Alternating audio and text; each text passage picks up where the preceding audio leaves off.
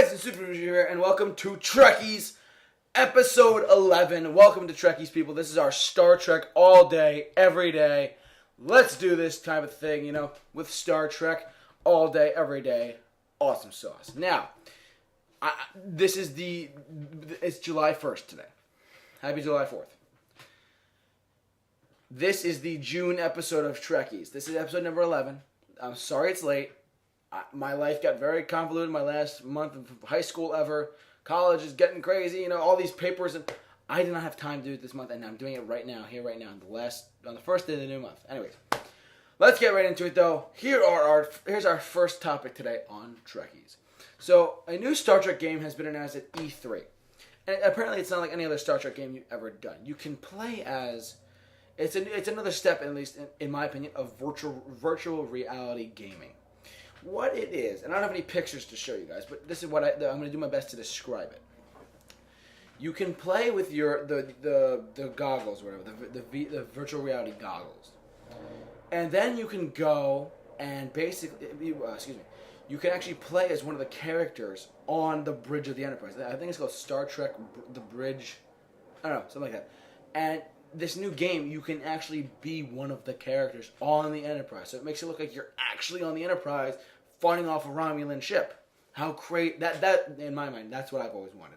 And in the past, Star Trek games have kind of sucked. It's not that they're just not good. And I think I did a video, my thoughts on a video for the Star Trek franchise a while ago. If you want to check that out, feel free to check it out in the My Thoughts on section of this channel. So, but also, you know, I think that having a virtual reality Star Trek game is great, and it brings Star Trek people who love this franchise whatsoever, and really gets them into like, okay, now I'm actually on the bridge of the Enterprise. I'm not just standing in it, I'm actually in it, you know. I think it's really cool, actually. So that's the new Star Trek game. And now our next topic is, it turns out the new features are coming to Star Trek Online for all consoles. I do not know exactly what these features are, but I just figured I'd let you guys know that new features are coming on Star Trek Online for consoles everywhere. Our next topic, okay, the Star Trek fan films. The Star Trek fan films and Paramount have made. Paramount Pictures. This is worded weird.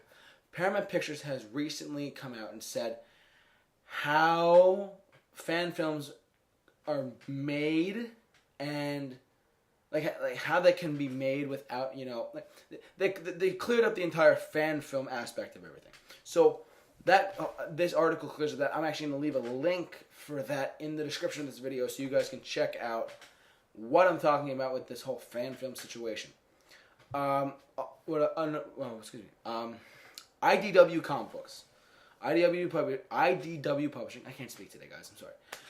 Is celebrating 50 years of Star Trek, because after all it is 50 years of Star Trek as of 2016, coming up later in September. And 50 years of this franchise, and comic book style, they're putting the old cast and the new cast together in the comic books. You know, they're doing a lot of great stuff to celebrate the 50 years of this franchise. And it's just, it's really a great thing, personally, to kind of look back and say, wow, we've come this far in this franchise. What other franchises do you know that are still around today that have been around for this long and are still as popular? At least have been popular, you know? And we're still making comparisons to Star Trek and The Next Generation and their technology, the way their technology was shown on the shows. We're still making analogies to those shows today. So I think IDW is going to doing it in the comic book form, but also 50 years of Star Trek. I think just people are still looking back saying, man, look at that 80s TV show, The Next Generation, and how they had tablets, and they said it was a whole other thing. And this franchise really boosted, at least in my opinion, they boosted a lot of popular, their thought process of those machines that they had in the shows. And Samsung is trying to do this. Apple is trying to do that, and they're trying to replicate what they thought of years ago and make it a reality for us. I think that's really cool, actually. But yeah, so IDW comic books, 50 years of Star Trek. Please check out idw.com/Star Trek, and for all your Star Trek comic books. Now we have two more topics today. The last one is kind of sad, but actually it is sad. I'm going to talk about the more cool one first, and then we're going to get to the very sad. So here we go. The original Starship Enterprise. I can't speak today. I don't know why. The original Starship Enterprise is now back in the Air and Space Museum in the Smithsonian. Coming out, either it is now or it's coming out very soon. So if you're in the DC area and you're watching this video, go check out the original Starship Enterprise in Washington, D.C. So this is the Smithsonian in their Air and Space Museum. Don't go to the Smithsonian. Go to the Air and Space Museum, and then it's right there. And it's the original one. You see it on TV. It's there. And in all of its glory. I believe they're starting to restore it a little bit. Well, not restore it, but they're trying to preserve it because of how old it is. And I think that having, how to put this? I think having the Enterprise in an Air and Space Museum, it's ironic. You know, certain rockets, certain space artifacts, rocks that we brought back from the moon, all that stuff, have actually just been in that museum. And now we're putting a science fiction spaceship that is so iconic with pop culture and American history too in this museum. I think it's something symbolic, if you will. I think it's something very what's the word? I think it's very thoughtful of this franchise to do that. We've come a long way, but I think to preserve it and have it in there, I think it's great. So check that out if you guys are in the DC area. And our last topic today, I wanted to touch on this just because when I found out about it, I was actually having a really good time. I was laughing, having a good time. Anton Yelchin of Star Trek, the 2009 and Star Trek Into Darkness rebooted films, has passed. He has passed due to a Jeep failure with his car. So he actually parked his car. He woke up one morning, went to go get his mail, and the Jeep was in park. But apparently the car was the Jeep in particular was for recall, and having it for recall, it actually reversed and slammed into him, and he died. Obviously our thoughts here at the Super Review Show go out to Anton and his family.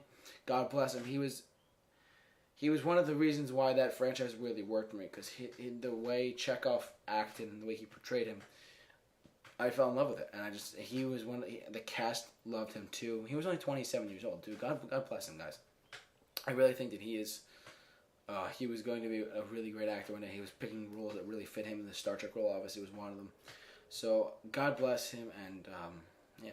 But so listen, for this, obviously we're ending on a sad note, but that will do it for us here on Trekkies today. I want to thank all of you guys for tuning in for this episode of Trekkies for the month of June, episode 11. Woo! God bless Anton's family. But listen, if you're a fan of Star Trek and Star Wars, whatever, all pop culture, please keep locked on the Super Review Show for all of your Star Trek and Star Wars updates, and please subscribe to this YouTube channel. We keep you up to date on everything going in the world of pop culture, whether it be Netflix and Marvel or DC and Indiana Jones, whatever's going on, we covered right here on the Super Review Show. But look, hey, for this episode of Trekkies, my name's JT Money, and for the Super Review Show, I'll see you later. Live long and prosper, people.